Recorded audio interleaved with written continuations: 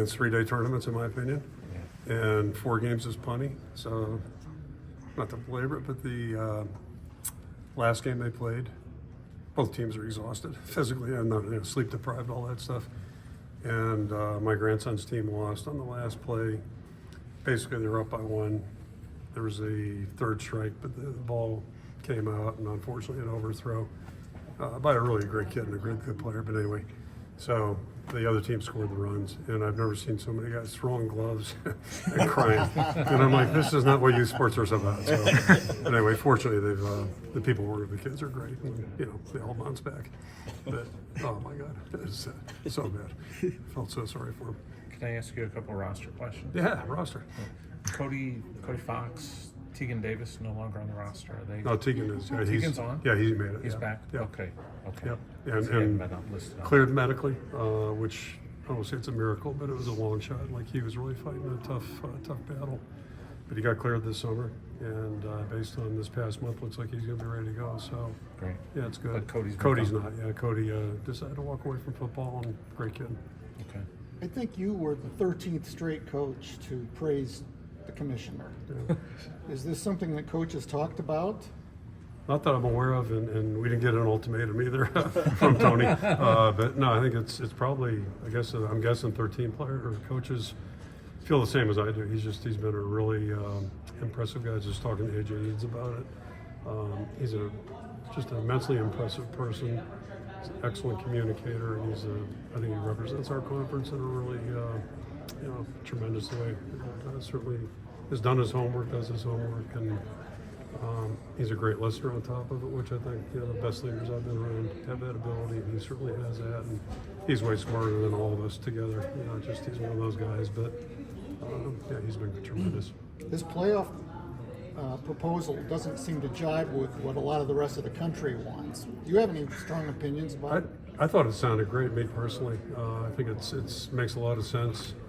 Opportunity for a couple teams to host games postseason, and to have a chance to play in. I mean, what's wrong with that? I don't think it's bad at all, and I think it'll be great for fan interest too for our conference. So I think it's a really positive thing.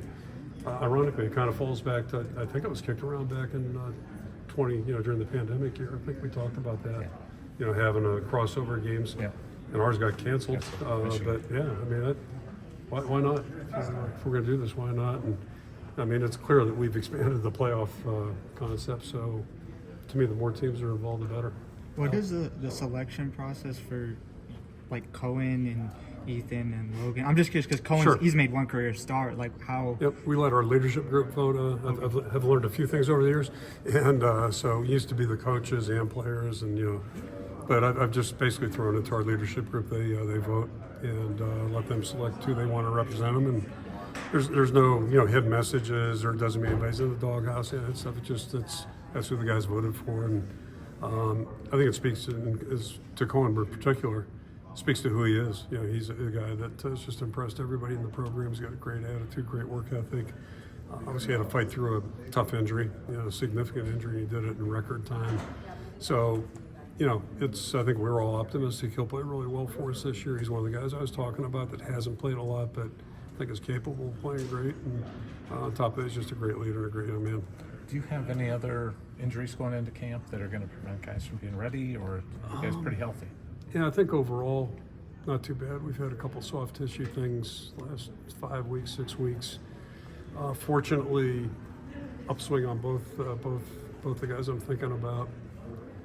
Visited with Cammy about it yesterday, and I think overall pretty good shape. Obviously, Drew Campbell, and then on the flip side, Will Nolan had medical issues that happened in spring, so they're both still on the recovery trail, and I think Drew will probably be ready sometime in September, and Will's probably about a month or two behind that. He's missed a lot of time, but those are not guys we're counting on, but you want them out in the field practice, and that's where they want to be. But anyway, so I think compared to years past, I think we're really in pretty good shape right now. How is Cohen how has he earned that respect from the team? Again, one career star. I know we've heard a lot of stuff. Same guy every day. I mean, everybody knows the hustle player everybody talks about, but that's who he is every day. He just shows up and works. He's got a great attitude. He was the same way when we recruited him. He's just a tremendous person. Got great parental support, and Yeah, he's a great young guy. And all the players just think the world of him because he works every day. He is what you hope a player will be. 3 more questions for Coach? Lots to talk about Mark Gronowski right now, but I mean, you brought another transfer quarterback in Hecklinski. I guess Yep. I know he wasn't around in the spring, but Yep. what are your impressions? I'm guessing you guys have connected the dots between Warren and Jeremy, but Warren's joined our program. We've got tremendous respect for him too. He's been just a great addition, and like he's a football guy. Like he just loves football, and both both of us have great respect, I think, for him with Tim and I, in terms of Warren's grasp and feel. So, Warren felt confident that Jeremy could come in and compete at this level. He'd worked with him for a year, so he's been a great addition. Again, we haven't, just like Mark, haven't seen him really run our team, but you get both him, and then we're really pleased with Hank too. Hank's done a great job in 7+ months. So, compared to a year ago, the whole room, or the last 2 years, we've got a much healthier room, I think, right now. And what I talked about in there about how our team develops in August, all 3 of those guys will be a big part of that, because we really haven't seen them. Hank practiced 15 times in the spring, but he'll be a lot better in August than he was, and he was good in the spring. I'm not trying to say he wasn't good, but I'm curious to see what his growth is too, because all 3 of them are what you're looking for at that position. They just got the right attitude and the work ethic and all that. Can you retell the Logan Jones coming in as defensive lineman, the switch, and kind of how you've seen that whole progression go? Yeah, and I screwed that up too. Full disclosure. In that we moved him in the spring. I think it was January or maybe in the spring, but should have done that in December like we did with Tyler Linderbaum. And part of my job obviously is even though I talked earlier about taking care of the day, but I got to look down the road a little bit. And during that time period, just didn't see somebody that seemed like the natural next center for us. Whereas same thing with Linderbaum. That's why we moved him over there.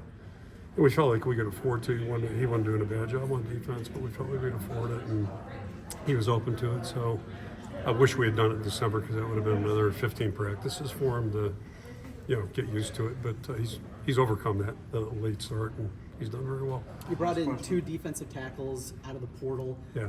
Just where those guys are, I know they haven't had a whole lot of reps with you guys. And secondly, bringing in transfer portal into your guys' program, do you see culture shock? Is it finding that right fit? Just, you've been doing it more and more here recently, just what that is coming into the Iowa program. Yeah, I think if we've learned one thing, it's the more you can get players that, it's just like recruiting high school players. You want to get guys that are going to have a chance to really fit in what we do and how we do it. And both those guys have done a great job. So they're 2 different stories in that, Jonah's a 5th-year guy or a 6th-year guy, whatever he is, but he's a grad transfer. So he's older, and he'll help us. There's no question about that. And then, on the other hand, Bryce is a little bit younger. And the only thing he isn't is tall. But, neither is Noah Shannon, neither is Mike Daniels. I'm right down the list. We're not big on that. But I'll tell you, he's got a great attitude, and he's a really good football player.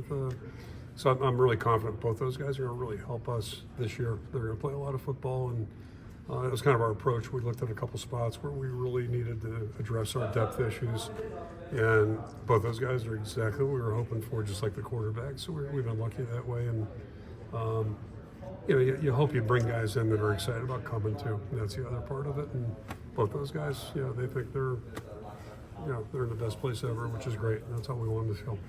Okay, thank you.